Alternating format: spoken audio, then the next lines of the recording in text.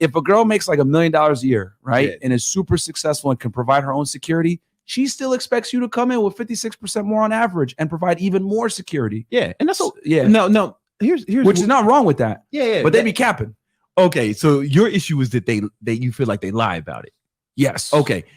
Very disingenuous about what they're actually want. I thought I was under the impression a little bit, right, that maybe you were like mad that they wanted it. No, that's the impression I got. I accept it. You gotta accept. I accept it 100%. That's why I'm so big on. I tell guys like there's no way around it, and I talk about it in the book. Like, it's only gonna get worse. Actually, a study came out literally like a week and a half ago, and it said that like the top 5% of guys are by far like the most promiscuous with all the girls. So it's becoming even tighter and tighter as far as like guys having sexual access. So I predict, right, it's not going to get better. It's going to only continue to get worse. And that's why I'm so big on guys like, bro, being a regular guy nowadays is you're limiting yourself significantly. If your goal is to get the most chicks, if you want to get bad chicks, you want to get a lot of girls, like you got to be well diversified in all avenues. I'm not just saying just have money. One good one. You know what I'm saying? One. If you max out one, you could leverage it. But what I've noticed is that if you max out one and you're deficient in others, I didn't mean like. I mean like if you just want to get one girgirl. Right? Oh yeah. With, like, everyone. Yeah, right? You know what I'm saying? Facts. Like it's. No. If you have one moderately attractive girl, like you beat out. You can't get a girl unless you're taking her from other people. And if you got like a very attractive girl, you best believe you're beating her out from very high status men. No hot girl's ever 100% single. Fact, right? So if you get her, that means you took her from somebody. Absolutely. You took her from somebody. My thing is, if you're gonna compete and be able to have like an actual choice in women, you got to be the best version of yourself. In today's day and age, women overinflate their worth, while men simultaneously undervalue their worth, and worse yet, don't work hard enough to bring it up. Tell me more about that last part. They don't work hard enough to bring it up. Yeah. So some guys, well, a lot of guys, let's keep it 1,000. Just don't work hard because you got video games, pornography, drugs, a society that tells them, and then there's bad things too. Yeah. No, I'm just messing. A society that tells them that you'll get a participation trophy. Right? We don't really like to call people losers anymore. We don't like to tell people that they're stupid anymore. We don't like to tell people that they're wrong anymore. Those are some of my favorite things. And like bullying is gone now. And the controversial take, I think bullying is good. I think especially men need to suffer. They need to be bullied and they need to get negative reinforcement for their inadequacies.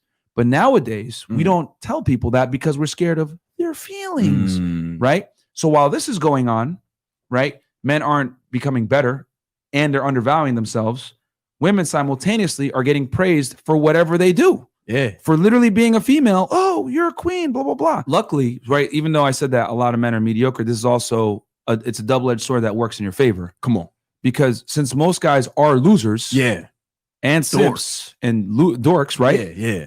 It's not that hard to get into the top 20% of men. Exactly. Because a lot of guys are lazy. A lot of guys are fat. And they don't have this knowledge. They think that, girls are sugar and spice and everything nice, and they don't have this awareness. So if you have this awareness and you have the worker mindset, you're going to beat out a lot of dudes just by being aware and improving yourself. Exactly. That's the whole thing. That's like some guys get so angry at women for the way they get some preferential treatment in certain aspects of life, right? Yeah. They get so angry at women. I'm giving y'all this knowledge not to hate women, but rather I'm giving you guys this knowledge to not hate women for what they'll never be to you. And what that is they'll never be an ideal lover. Like a lot of guys want their girlfriend to kind of love them unconditionally, no matter how they act or whatever. And that's just not how women are. You know what I mean? It's not how anybody is. It's not really. It's not how anybody is. Right? There's always a condition, right? Of course. You're not going to love anybody under any condition. Yeah. Right. The first world society that people enjoy was built on the backs of men that were creating a life for a family.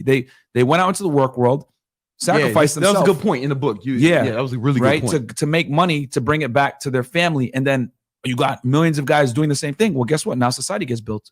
But nowadays, right, with women entering the workforce, etc., that's kind of been split. And a lot of guys feel like, well, I can't even get a girl. I'm just going to stay home and whack off. That's why so many guys aren't as productive as, decades past. Staying home jagging off. So I get so mad when guys are broke. I mean, because we can do labor. Like, fuck is you doing, man? We can go out here and build some shit or even like drive Uber. Yep. Right? Like there's no excuse to be broke, man. Martin Luther King Jr. He ain't die for these motherfuckers to sit around being broke. Facts. You know what I'm saying? He ain't die. Like, you know, you just sit around being broke playing video games. Motherfuckers was getting their ass beat in the civil rights movement. Like straight up fighting, you know, getting killed. You know, Malcolm X was assassinated. People were getting fucked up. It was like a real struggle for us to have the opportunity. They was your ancestors didn't suffer for you to be a bum. It was for the next generation. They knew they wasn't going to experience it. It was for like down the line. It was for us. It was literally for us. The civil rights movement was for us, not for them. You know what I'm saying? And for y'all to just sit around being broke if you black, right? Yeah. It's like, well, oh man, I can't believe it. You know, it's I can't.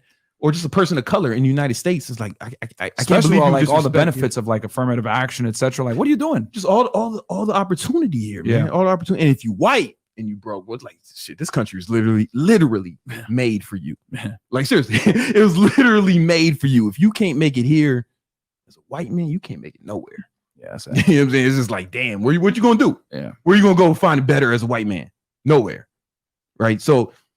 Basically, no matter who you are, if you a man and you broke, I hate you and everything you stand for. It's completely unacceptable. You lazy, man. It's completely unacceptable to be broke as a man, especially if you healthy. Obviously, if you're healthy, you don't have like mental disabilities. But there was a motherfucker on here with like no arms or some shit, right? He was all fucked up, and he was saying that he was still out here working, right? Yeah, he was all fucked up. He's like arm was fucked. He was missing arms, some shit.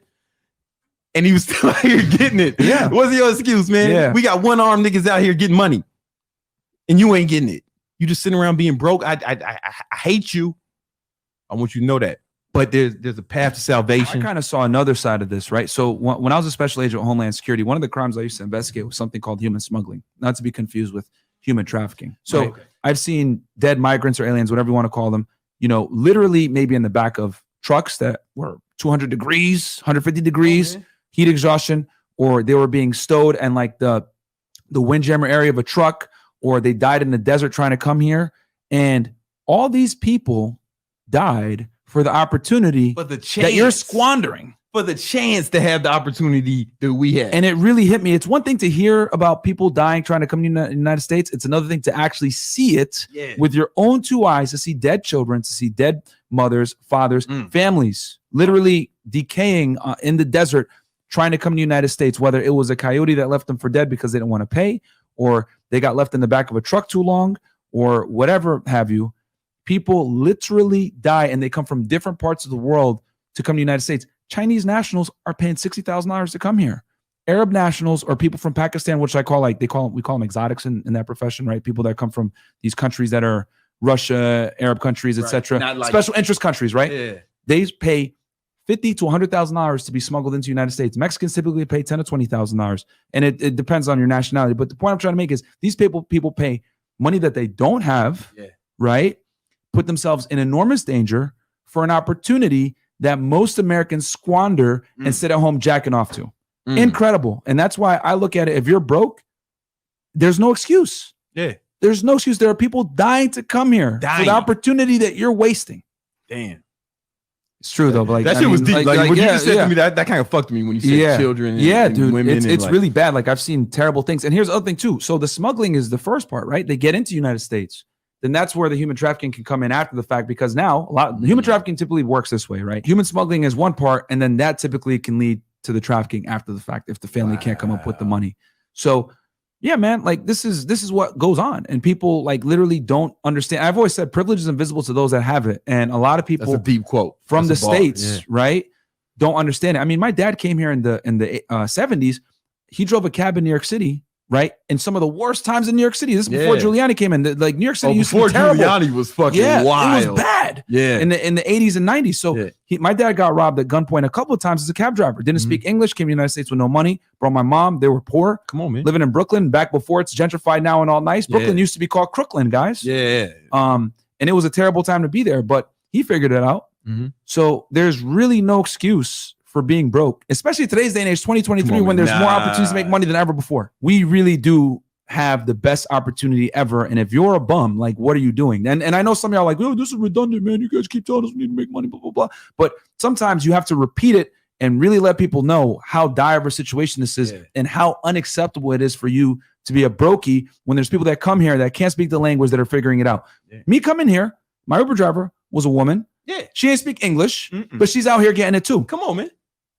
Yeah. What's your excuse? Yeah. Seriously. You sitting around being poor, man, when there's women immigrants driving Myron around Miami. Come on, man.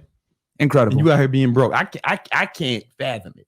Yeah. I can't fathom it. You know how I get down, man. And in today's day and age, right? Like it's even less forgivable because women make their own money. I go into this explicitly. Come on now. So I go into this explicitly in the book.